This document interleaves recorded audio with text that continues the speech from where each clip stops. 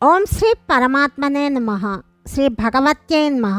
శ్రీమద్దేవి భాగవతము 3వ స్కందము 22, 23 అధ్యాయాలు. ఈరోజు మనం మొత్తం 3వ స్కందంలోని 31వ భాగం గురించి తెలుసుకుంటున్నాము. ఇంకా మనోరమ సుబాహుడు మాట్లాడుకోవటము, వాళ్ళ సంభాషణ గురించి మనం తెలుసుకుంటున్నాము. సుబాహుని మాటలు మిక్కిలి సారగర్భితములై ఉన్నాయి. వాటిని విని మనోరమ హితకరమైన మాటలను చెప్పసాగింది. సుబాహుడు మనోరమను ఎంతో గౌరవించాడు. అందువల్ల ఆమె ఆనందమగ్నురాలయ్యింది. మనోరమ రాజుతోటి ఇట్లా అంటున్నది: రాజా, నీకు శుభమగుగాక. నీవు నిర్భయముగా నీ కుమారునితో కలిసి రాజ్యాన్ని పరిపాలించుకో. నా కుమారుడు కూడా అయోధ్యను పాలిస్తాడు. ఇది పూర్తిగా నిశ్చితము. ఇప్పుడు నాకు ఇక్కడ నుండి నా గృహమునకు వెళ్ళడానికి అనుజ్ఞనివ్వండి. భగవతి జగదంబిక నీకు శుభాన్ని చేకూరుస్తుంది. రాజా, పరమ ఆరాధ్యురాలకు భగవతి జగదంబికను నేను మనస్ఫూర్తిగా ధ్యానిస్తాను. నా విషయమున మీరు ఏమాత్రము కూడా చింతించవలసిన అవసరము లేదు. ఈ విధంగా రాజుకు సుబాహుడు మనోరమ ఇరువురి సంభాషణ జరుగుతున్నది. వారి మాటలు అమృతమయాలుగా ఉన్నాయి. మాట్లాడుకుంటూ ఉండగానే రాత్రి గడిచిపోయింది. సూర్యోదయమైంది. శశికళ వివాహము జరిగిపోయినదని రాజులకు తెలిసిపోయింది. దాని వలన వారి క్రోధాగ్ని ప్రజ్వరిల్లసాగింది. వారు నగరము వెలుపలకు వచ్చి ఇట్లా అనుకుంటున్నారు: సుదర్శనుడు రాజకుమారి శశికళను వివాహమాడటానికి యోగ్యుడు కాదు. ఇది నిశ్చితము. కళంకితుడైన రాజు సుబాహుని సుదర్శనుని చంపి రాజ్యలక్ష్మితో కూడా మేము నేడే శశికళను అపహరిస్తాము. లేకపోతే సిగ్గుతో తల ఎత్తుకొని మా రాజ్యమునకు ఎట్లా పోతాము? మంగళవాద్యములు, మృదంగములు మ్రోగుతున్నాయి. సంగీతము వినిపిస్తున్నది. అనేక విధములైన వేదధ్వనులు ప్రతిధ్వనిస్తున్నాయి. దీనినంతా కూడా మీరు వింటూ ఉన్నారు. సుబాహుడు తన కుమార్తె వివాహ మహోత్సవమును పూర్తి చేశాడని తెలుస్తున్నది. మనలను మాటలతో వంచించి వివాహ విధిని సంపన్నము చేశాడు. పాణిగ్రహణ సంస్కారము కూడా జరిగిపోయింది. రాజులారా, ఇప్పుడు మన కర్తవ్యం ఏమిటి? ఈ విషయమున అందరూ కూడా ఆలోచించండి. ఒక నిర్ణయానికి వచ్చి దాన్నే ఆచరిద్దాము. ఇట్లా రాజులు పరస్పరము ఆలోచిస్తున్నారు. ఇంతలో అసమాన ప్రభావశాలి అయిన కాశీభూపతి మహారాజుకు సుబాహుడు తన కుమార్తె యొక్క పాణిగ్రహణ సంస్కారము పూర్తి చేశాడు.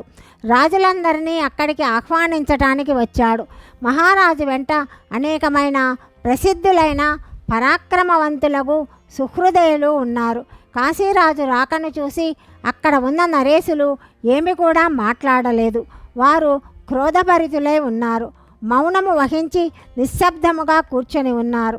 రాజు సుబాహుడు వారి ఎదుటకు వెళ్ళాడు. చేతులు జోడించి ప్రణామాలనర్చాడు. వాళ్లతో ఇట్లా పలుకుతున్నాడు: మహాభాగ్యశాలురగు మీరందరూ కూడా భోజనము చేయటానికి మా గృహానికి రండి. వచ్చి నన్ను అనుగ్రహించండి. నా కుమార్తె ఆ రాజకుమారుడుకు సుదర్శనుని పతిగా వరించింది. ఈ విషయమున మంచి కానీ చెడు కానీ నేనేమీ చెయ్యలేను. ఇప్పుడు దయచేసి మీరందరూ కూడా శాంతియుతముగా కార్యమును నిర్వహించండి.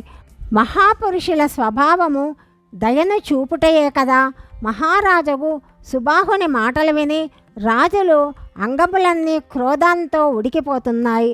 వారు ఇట్లా చెప్తున్నారు: రాజా, మేము భోజనము చేశాము. నీవు నీ ఇంటికి తిరిగిపో. నీకు తోచిన దానిని నీవు చేసితివి. ఇంకేమైనా మిగిలి ఉంటే దానిని కూడా ఆచరింపు. ఆ విధంగా వాళ్ళు చెప్పంగానే సుబాహుడు శంకితుడై ఇంటివైపుకు మరలాడు. ఈ ప్రసిద్ధులైన రాజులందరూ కూడా కుపితులయ్యారు.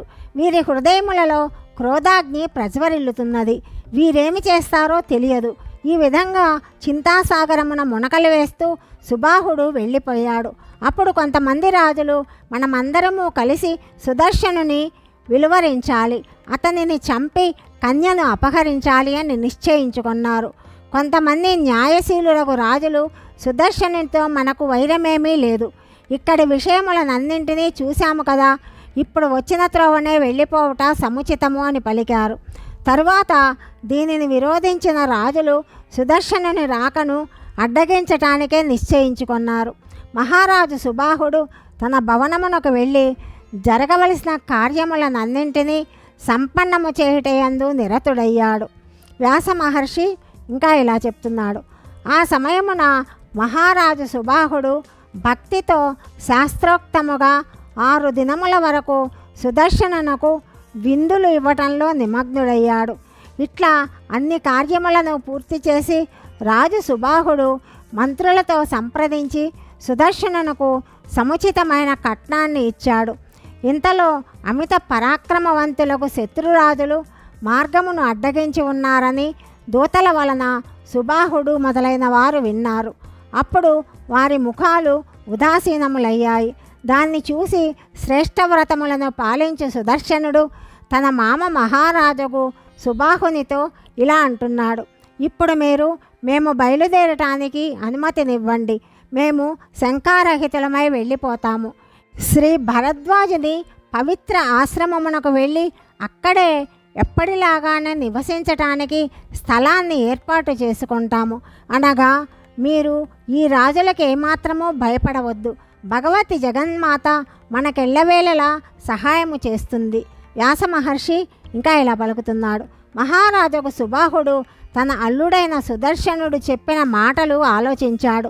తల్లి జగదంబిక మీద నమ్మకముతోటి వెంటనే కావలసినంత ధనాన్ని ఇచ్చి సుదర్శనునకు వీడ్కోలు చెప్పటానికి ఏర్పాటు చేశాడు. సుదర్శనుడు అక్కడ నుండి బయలుదేరాడు.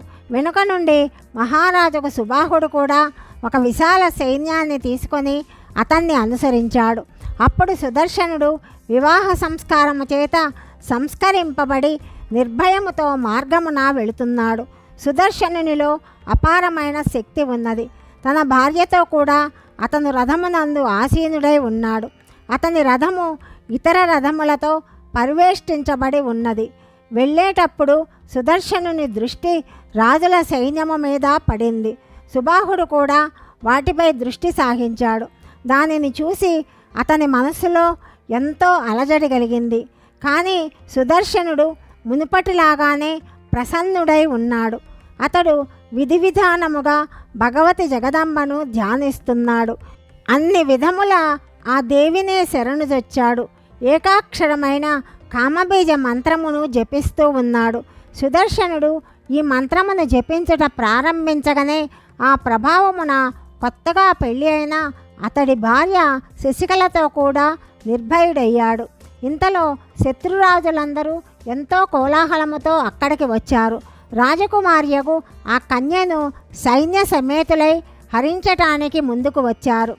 కాశీ నరేశుడు సుబాహుడు వాళ్లను చూసి వారి మీద శస్త్రప్రహారమును చేయటానికి సంసిద్ధుడయ్యాడు. కానీ విజయమును అభిలషించే సుదర్శనుడు అతన్ని ఆపాడు. అయినప్పటికీ ఒకరికొకరు చంపుకోవాలని అభిలాష గల రాజులకు సుబాహునకు మధ్య యుద్ధ సన్నాహాలు జరిగాయి. శంఖములు, నగారాలు, భేరులు మోగుతున్నాయి. శత్రుజిత్తు తన సైన్య బలము చేత సంపన్నుడై సుదర్శనుని వధించడానికి యుద్ధరంగమున ప్రవేశించాడు.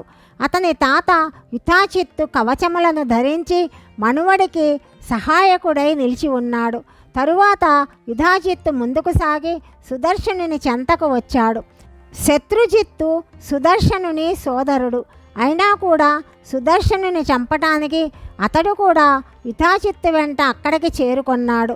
క్రోధవశులై ఆ ముగ్గురు కూడా పదునైన బాణములతో ఒకరినొకరు కొట్టుకోసాగారు. భయంకరమైన యుద్ధము ప్రారంభమైంది.